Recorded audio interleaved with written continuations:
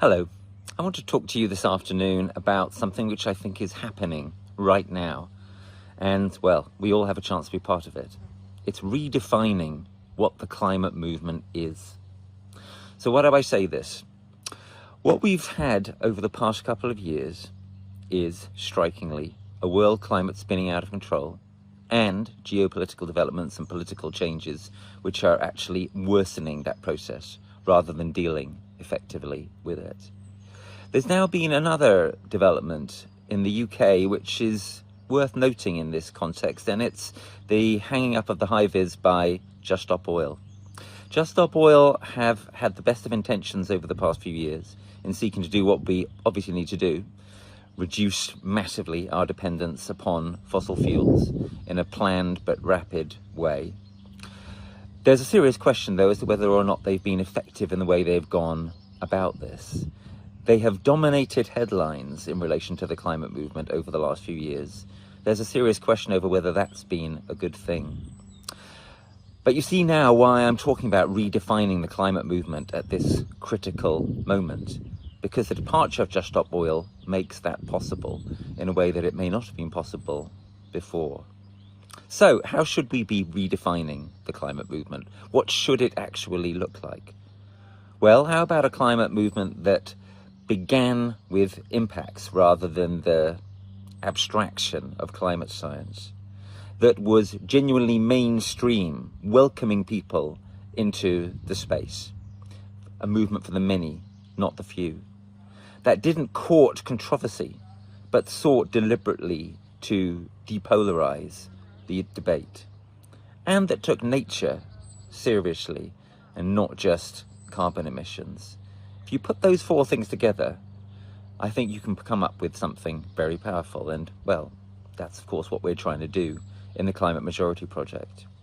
So what does it actually look like? If we redefine the climate movement like this, what form does it actually take? What examples can we give of it? Well, let me give you 3 examples. There are many, many more.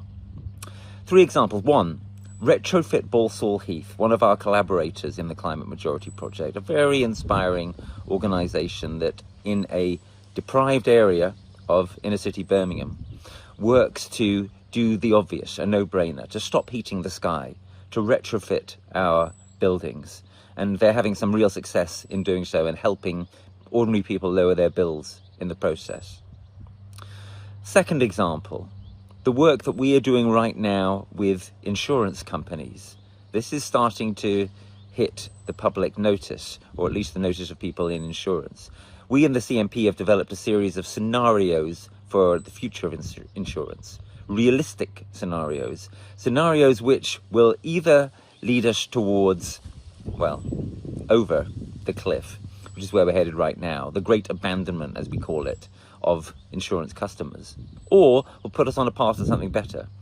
Triage, or better still, breakthroughs for resilience in relation to what's coming, with insurers moving to change the way they underwrite and moving to lobby governments so that the world can continue to be insurable, because we are heading right now for an uninsurable world.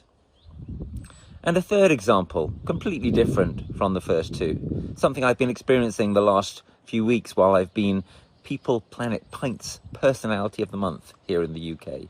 The People Planet Pint organisation does something very simple but potentially quite impactful. It brings people together on a semi-regular basis in the good old institution of the British pub to enjoy a pint, sometimes a free pint, and to talk about, well, green matters, climate matters, planet matters, people matters.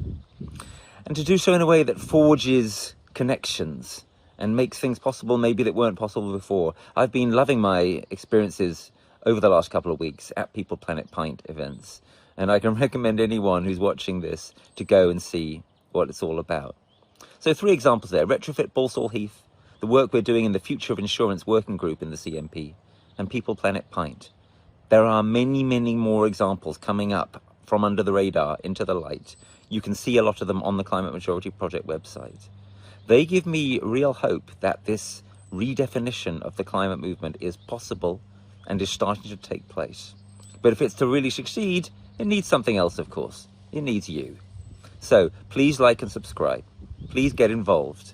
And please, whatever else you do, make sure that you keep paying attention and acting accordingly. Thank you for your time.